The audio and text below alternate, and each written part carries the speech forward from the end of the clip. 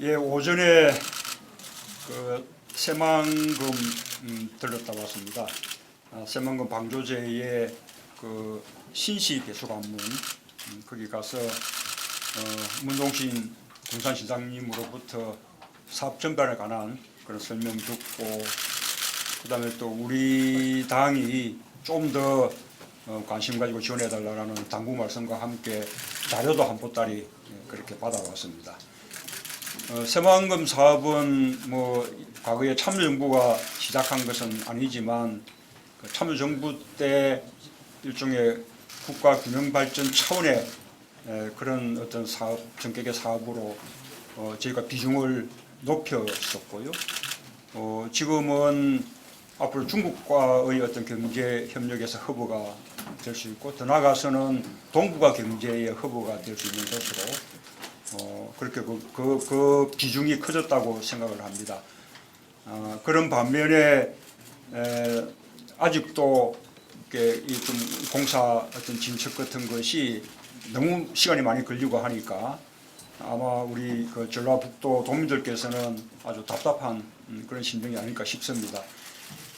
이번 우리 국회에서는 우리 당 의원들 노력으로 새만금 사업에 대해서 아마 사상 최대의 예산을 확보를 했습니다. 7,500억 정도. 정부가 편성했던 예산보다 한 900억 정도 더 높였으니까 이제 좋은 성과를 거뒀다 할 수 있는데, 그것만 가지고는 여러모로 또 부족할 것 같습니다. 지금 우리 김윤덕 의원도 계십니다만 이상직 의원 다 비롯해서 우리 전북 지역 의원들이 중심이 돼서 새만금 특별법 개정 법안을 지금 제출해 놓고 있습니다. 그 법안대로 되면 국무총리실 산하에 새만금 사업 추진 지원 단독 국무총리실 산하에 설치를 하게 되고, 또 새만금 사업 특별 회계도 이렇게 만들어져서 훨씬 더 사업의 속도가 좀 생기지 않을까 싶습니다. 그 법안이 반드시 통과되도록 그렇게 노력을 하겠고요. 아까 또 군산시장님으로부터 이 새만금 제대로 이렇게 좀 되기 위한 여러 가지 SOC 투자에 관한 여러 가지 요청도 받아왔는데, 그런 것도 우리 당으로서 최선을 다하겠습니다. 아마 우리 기자님들은 당장 이번 전당대회에 제가 어떻게 할 건가, 그게 이제 관심이 있을 텐데요. 아직까지 이렇게 마지막 결심은 하지 않은 상태입니다. 최종 결심을 하기 전에 우리 당의 뿌리이자 중심이라고 할 수 있는 이곳 전북 지역에 와서 우리 전북 우리 당원님들 뵙기도 하고 말씀도 듣기도 하고 그러고 올라가서 이제 최종 결심을 하려고 합니다. 이렇게 이제 전북을 방문한 기회에 우리 언론인들 이렇게 뵐 수 있는 그런 자리 만들어 주셔서 감사드립니다. 예. 오셔서 이제 여론 수렴을 하신다고 그랬는데, 물론 내일까지 좀 머무르시긴 하는데요. 지금 접하기에는 어떠시던가요, 우리 전북 여론이십니까? 그렇죠. 한편으로 기대와 또 한편으로 걱정. 그렇죠. 우리 이번 전당대회가 정말 우리 당을 다시 일으켜 세울 수 있는 그런 전당대회가 돼야 되고, 좀 단합 속에서 우리 당을 변화시키는 그런 전당대회가 된다는 마음은 이제 꼭 같은데, 또 저도 그런 차원에서 고민을 하고 있습니다만, 또 한편으로 현실적으로는 박지원 대표님, 정세균 대표님 이런 구도로 조금 압축이 되면서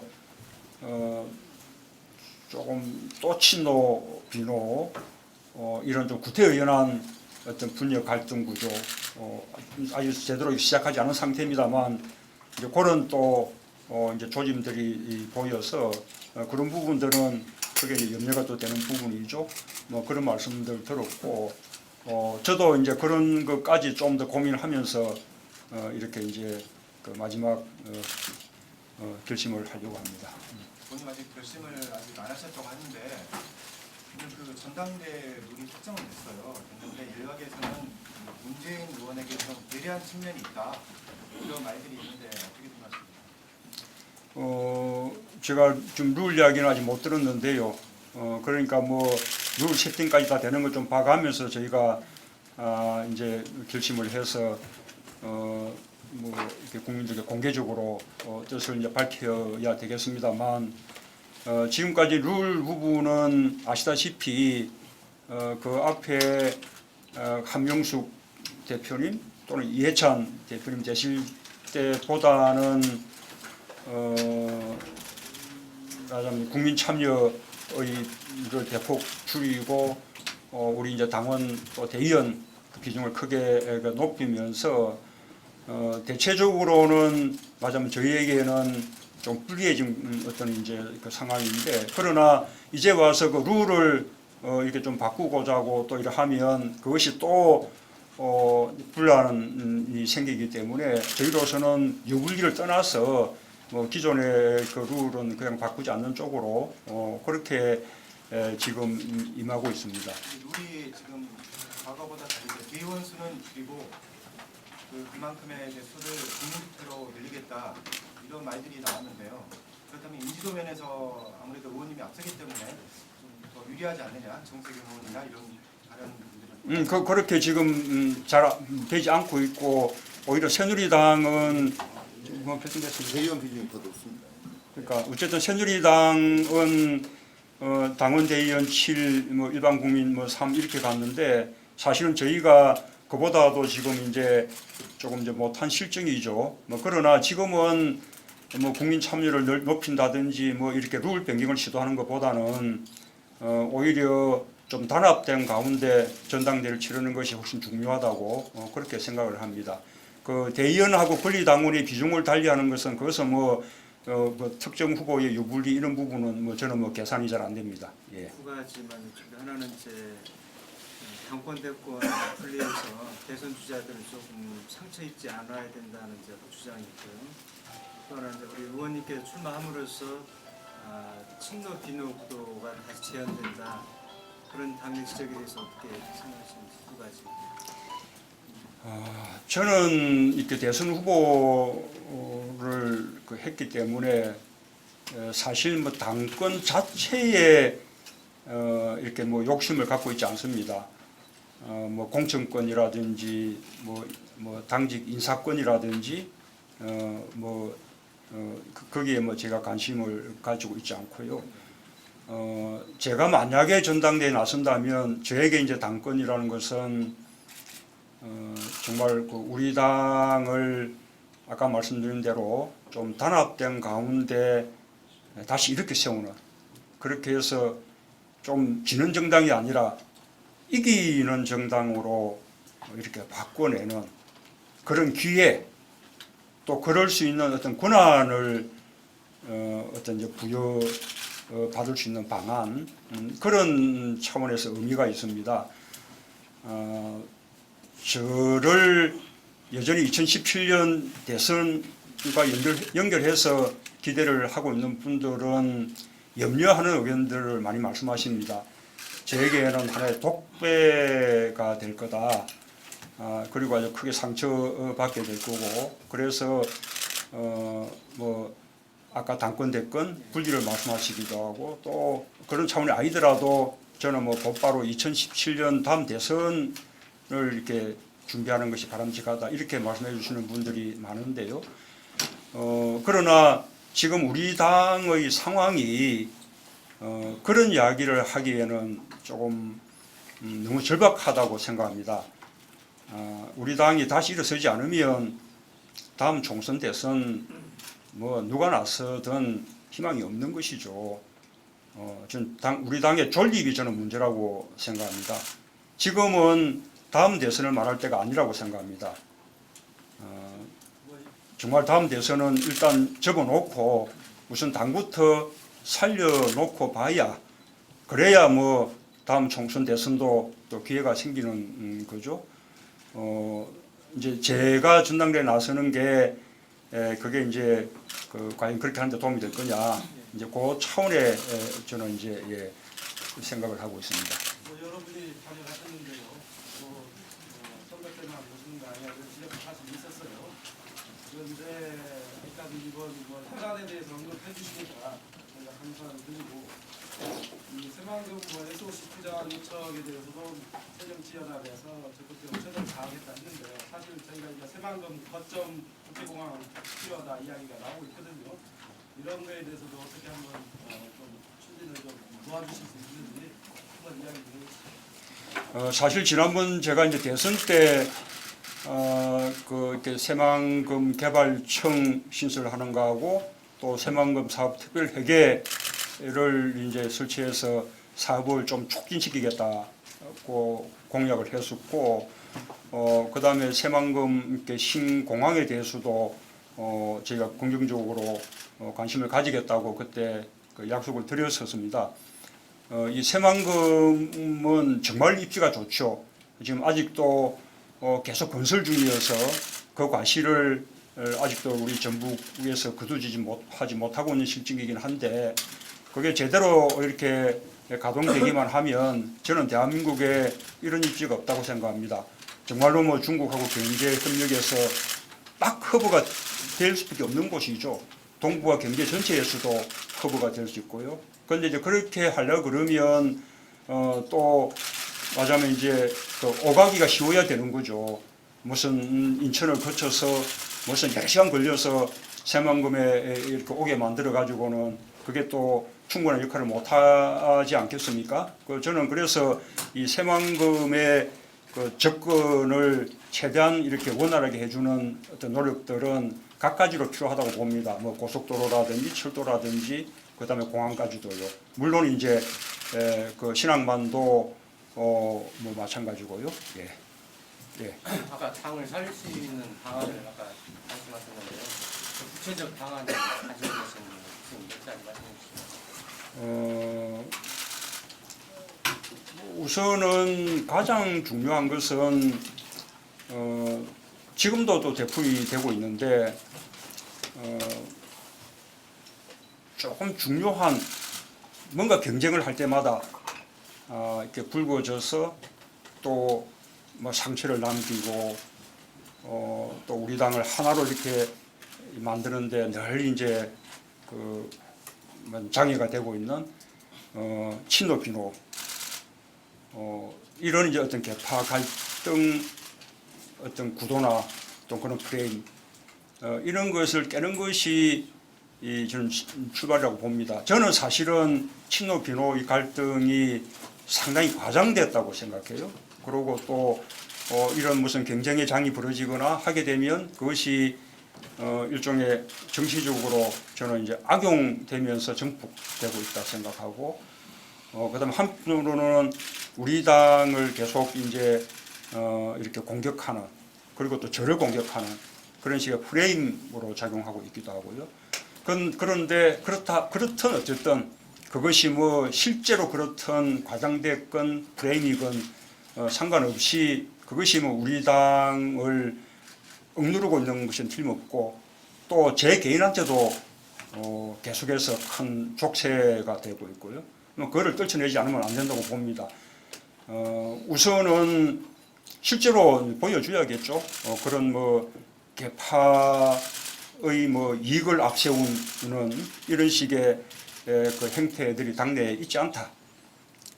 그런 것, 또 개파라는 것은 따로 이렇게 존재하지 않는다라는, 필요하다면 해체선언 비롯해서 어떤 뭐 인사의 탕평이라든지 여러 가지를 통해서 보여줄 필요가 있고, 그 다음에 보다 근원적으로는 이 개파라는 게 야기되는 근본 원인 자체를 저는 없애야 된다고 봅니다.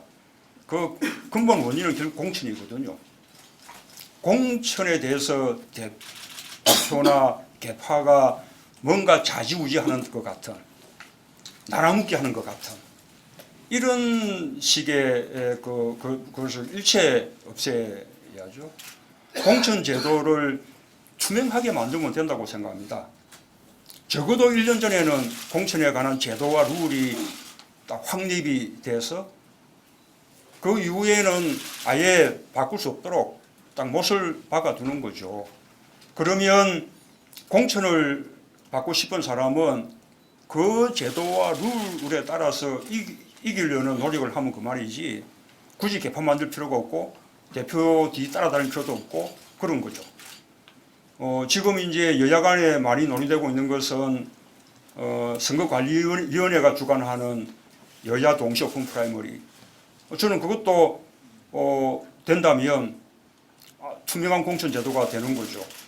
물론 이제 뭐 신진들 진출을 좀 더 이렇게 쉽게 해주는 여러 가지 제도적 보완은 필요하겠습니다만 국회의원 공천 이상은 그것이 이제 가능하다고 봅니다. 그러면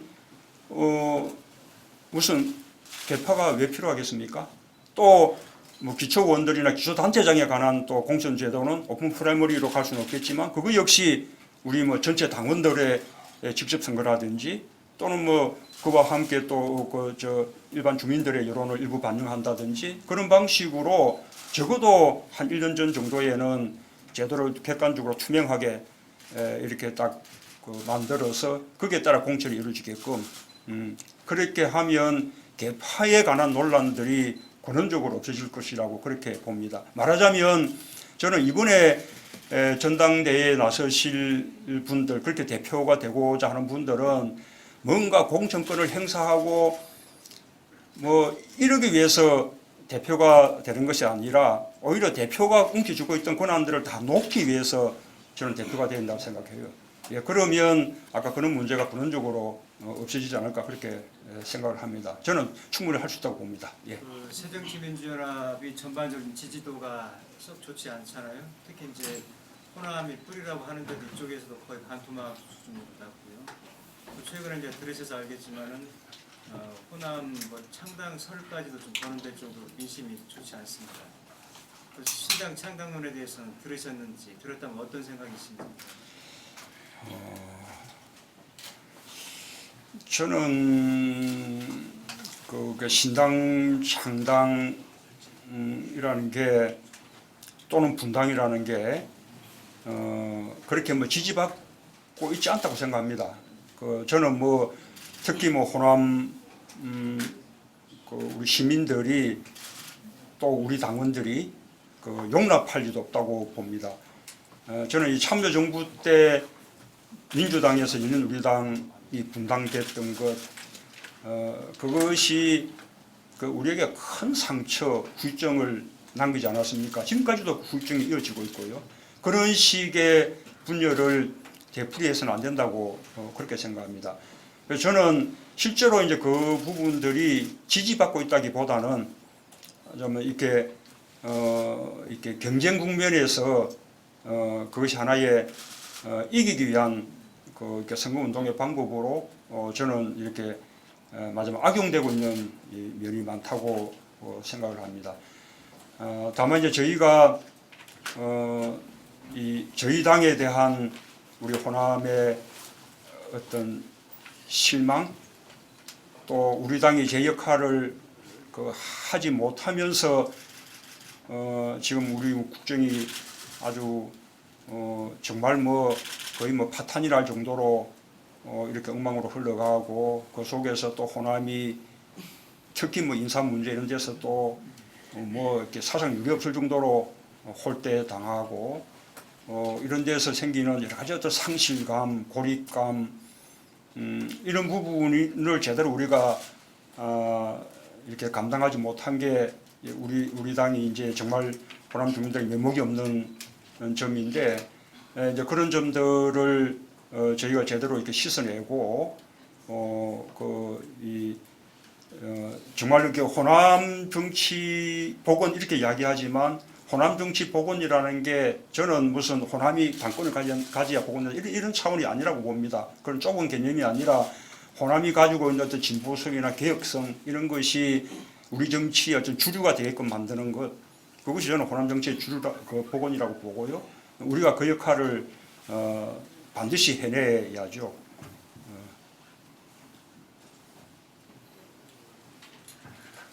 예.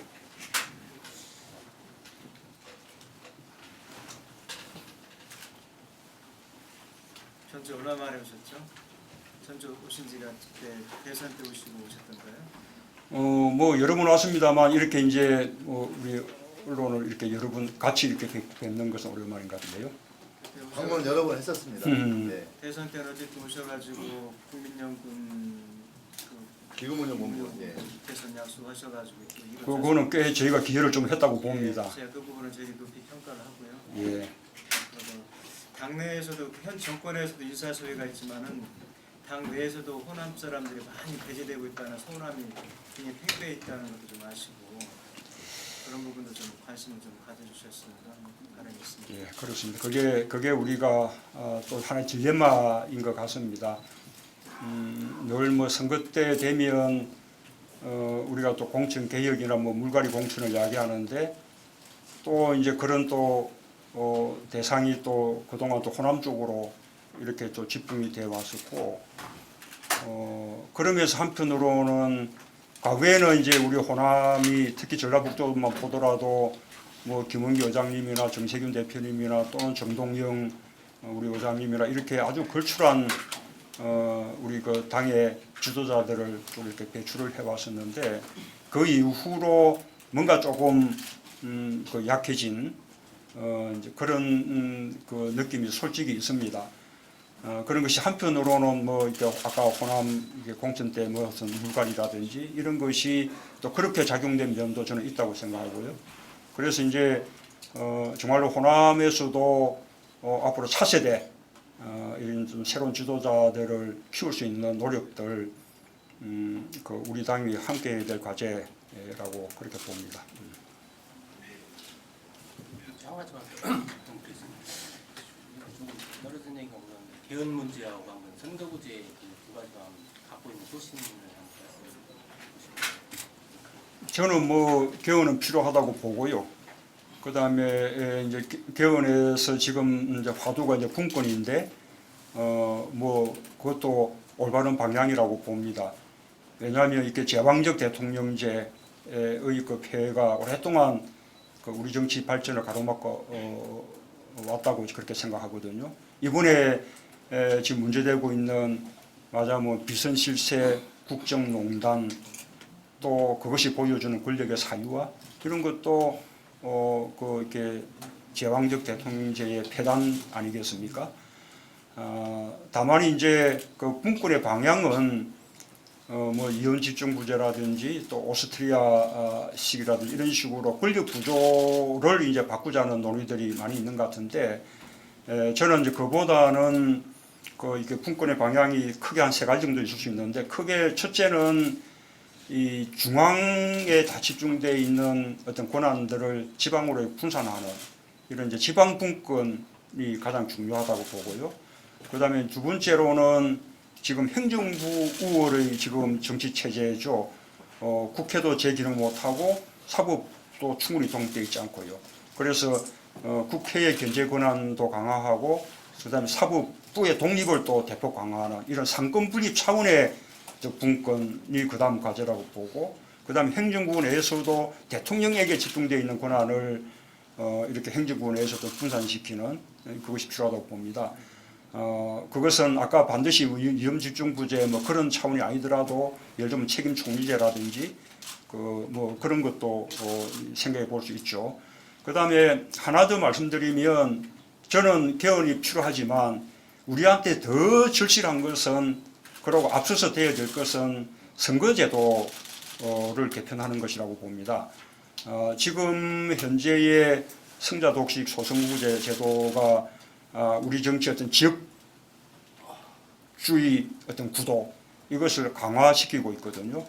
이것을 깨뜨릴 수 있는 그런 선거제도 개편이 반드시 필요하다고 보죠. 그래서 제가 지난번 대선 때부터 저는 공약을 했습니다만 권역별 이렇게 뭐 비례대표제 또는 권역별 정당 명부 비례대표제 그런 것이 반드시 필요하다고 보고요. 아까 개헌에서 이야기하는 권력구조 개편조차도 요 선거구제 개편과 함께 가야지 이런 식의 지역주의 정치구도를 깨뜨리고 나서 그와 함께 권력구조가 개편돼야지 지금과 같은 지역주의 정치구도가 온전하는 가운데 이렇게 뭐 권력구조 개편이 이루어지면 저는 조금 공허하거나 안 그러면 오히려 더 위험할 수도 있다고 생각을 합니다. 예. 송화진 지사 만나셨는가요 오전에?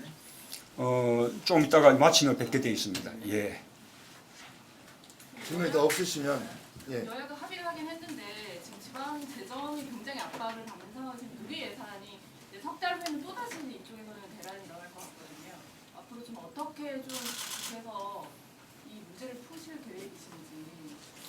우선은 이번에 그래도 우리 당이 그 열심히 노력해서 누리과정 순정분 이 부분은 지금 국고 지원으로 우회적인 방법입니다만 어쨌든 확보했고, 그다음에 나머지 부분은 이제 이 지방채를 해야 되는데 거기에 대한 이자를 또 국고가 부담하기로 했기 때문에 일단 내년도 부분은 이제 맞아면 한 고비는 넘어선 겁니다. 그러나 이제 근원적인 해결이 안 되죠. 그다음에 누리과정만 있는 것이 아니라 지금 막 늘어나고 있는 복지 이거 뭐 지방 재정이 도저히 감당할 수 없고, 그러니 이제 그에 대한 이제 근원적인 그 해법이 필요하죠. 아까 제가 제일 먼저 그 지방 분권 개헌을 이야기한 것도 맞아면 지방 분권의 핵심은 재정 분권이라고 보거든요. 그 문제까지도 좀 근원적으로 그 해결할 수 있는 그런 것이 필요하다고 아까 이제 차원에서 말씀을 드린 것입니다.